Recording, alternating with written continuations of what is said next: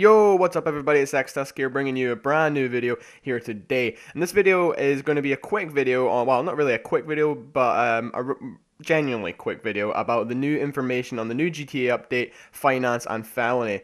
So to start off, which will be coming up on screen in a couple of seconds, is basically a couple of the new items that they've added in, like the vehicles and the price ranges and stuff like that. So the first the first vehicle that they've actually brought in is the Brigade, which is a bulletproof armored truck.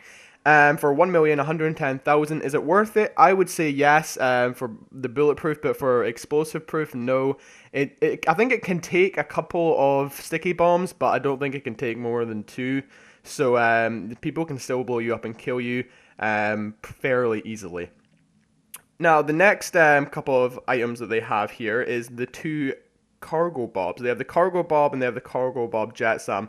Now, the cargo bob is 1,790,000. The cargo bob jet sam is 1,995,000. But for better looks, it looks 10 times better, and only for a couple 100,000, I'd definitely go for the cargo bob jet sam instead of the plain cargo bob itself. But even then, for that amount of money, it's quite expensive just for a cargo bob, whereas you can find them around the city anyway.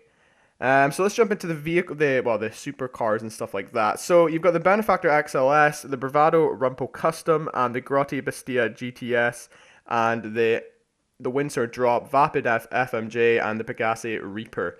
Now, there's only really two cars I want to talk about, is the FMJ and the Reaper. The GTS, the sports car that we're looking at now, it looks horrendous. It's a really bad looking car. The way it handles, though, I'm not quite sure, but based on its looks, I would definitely not get it. But if you have the money to spare, then go ahead and try it out.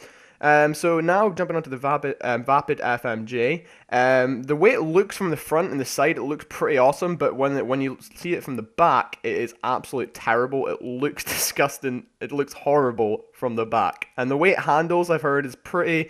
It's smooth. It's a smooth car to handle. The speed is perfectly fine, just like the T20. So yeah, it is a very good car. And would I suggest buying it? No, I would suggest you saving your money for the Pegassi Reaper. A cheaper car, it may only be like 155,000 cheaper for 1,595,000.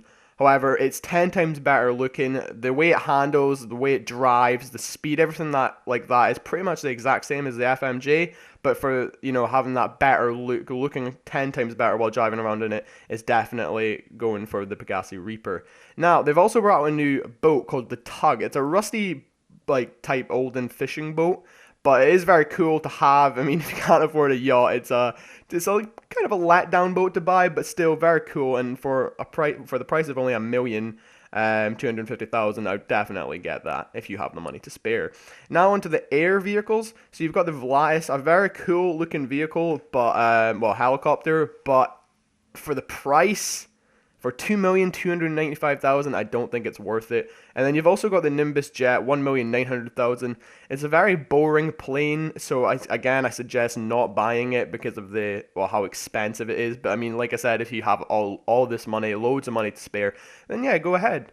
So now we're jumping on to the properties. So now I don't believe there is any properties available to buy except from becoming a CEO, to buy like your own building, your own organization, create everything like that from scratch.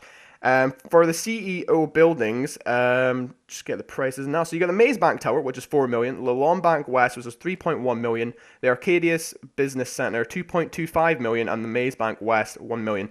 Now, and you also got a secretary as well inside your new CEO building, and office. It's basically like a business office that you have. And what I suggest is buying the 1 million one, because the highest, most expensive, is the Maze Bank Tower for 4 million. Now there's a 3 million price difference there between the lowest one and the highest one, but the insides you can decorate to the same extent. You can decorate to the same extent, and then you also need to go and buy yourself a warehouse. And I think the most expensive warehouse, I don't quote me on this, but I believe the most expensive warehouse is 3 million. And I think the warehouse is just a little bit bigger each time you pay for a bigger warehouse, basically.